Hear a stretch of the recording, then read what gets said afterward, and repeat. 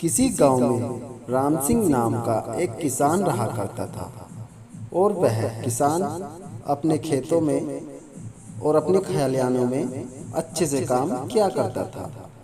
उसके पास कुछ भैंसें थी और राम सिंह जब अपने खेत में काम करने जाया करता था तो उन भैंसों को भी चराने लेके जाया करता था।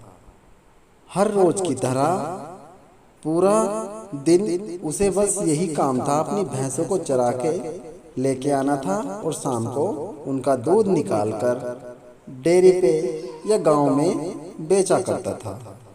ऐसे ही राम सिंह का घर परिवार चल रहा था। बहुत ही खुशहाली से उसका परिवार जीवन यापन कर रहा था।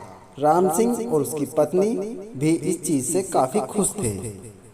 कुछ दिनों के बाद राम सिंह के गांव में कुछ महात्मा और ऋषि लोग आए और वह गांव में यज्ञ करने लगे। यज्ञ करते समय उनमें से एक दो ऋषि जिस पीपल के पेड़ के नीचे वे यज्ञ कर रहे थे, उस पीपल के पेड़ के पत्तों पर वे ओम नमः शिवाय करके लिख रहे थे। और फिर शाम को जब राम सिंह अपने खेत से अपनी भैंसों को चराकर वहां से गुजर रहा था तो ओम नमः शिवाय नाम रूपी नाम का पत्ता उनमें भैंसों में से एक भैंस ने खा लिया और वह राम सिंह अपनी सारी भैंसों को अपने घर लेकर, जहां वो बांधता था उन सारी भैंसों को वहां ले आकर बांध देता है। जिस भैंस ने वो ओम नमः शिवाय नाम रूपी पत्ता खाया था, उसकी जबान से ओम नमः शिवाय ओम नमः शिवाय ओम नमः शिवाय निकल रहा था। बार बार यही बात कहे जाने पर उसकी पड़ोसी भैंस ने उस भैंस पर कहा कि ये भैंस पागल हो गई है क्या, कि जो ये ओम नमः शिवाय का जाप कर रही है। फिर उस भैंस ने अन्य भैंसों से कहा कि देखो, वह ओम नमः शिवाय नाम रूपी पत्ता मेरे अंदर चला गया है, ये उसका ही जादू है जो मेरे मुंह से ओम नमः शिवाय का जाप निकल रहा है। और यह सुनकर अन्य भैंस उसे अपनी टोली से अलग कर देती हैं। यह सब देखकर राम सिंह बड़ा ही चौंक जाता है और सोचने लगता है कि इस भैंस को कोई बीमारी तो नहीं लग गई है। यह सोचकर वह राम सिंह उस भैंस को एक जंगल में छोड़ आता है और उस जंगल में उस भैंस को एक आदमी पकड़कर अपने घर ले जाता है। मगर उस भैंस के मुंह से ओम नमः शिवाय का जाप नहीं टूट रहा था।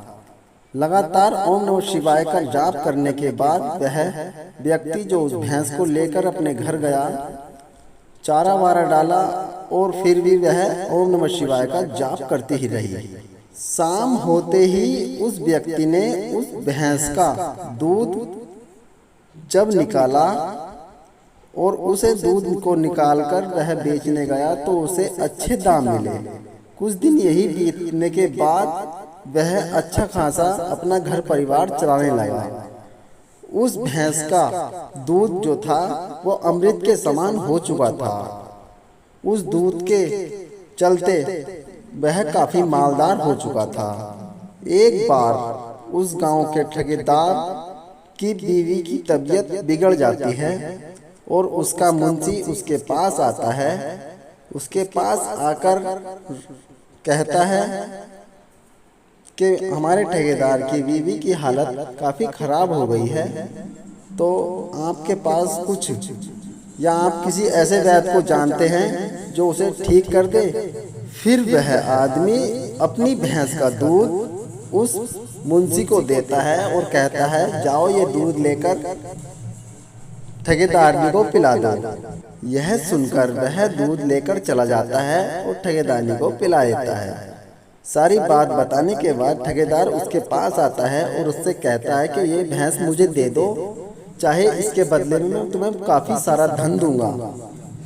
वो यह सोचकर उस भैंस को ठेकेदार को दे देता है और ठेकेदार उस भैंस को अपनी बीवी के पास बांध देता है और फिर वह भैंस अपने मुंह से पूरी दिन रात ओम नमः शिवाय का जाप करती रहती थी और उसका दूध ठेकेदारनी पीती थी और ऐसे ही कुछ दिन हो जाते हैं और ठेकेदारनी ठीक हो जाती है। फिर वह भैंस उस ठेकेदार के घर का सुख भोगने लगती है और पूरे गांव में ओम नमः शिवाय का जाप होने लगता है। तो दोस्तों कैसी लगी है ये कहानी आपको अच्छी लगी हो तो वीडियो को लाइक और चैनल को सब्सक्राइब जरूर करें।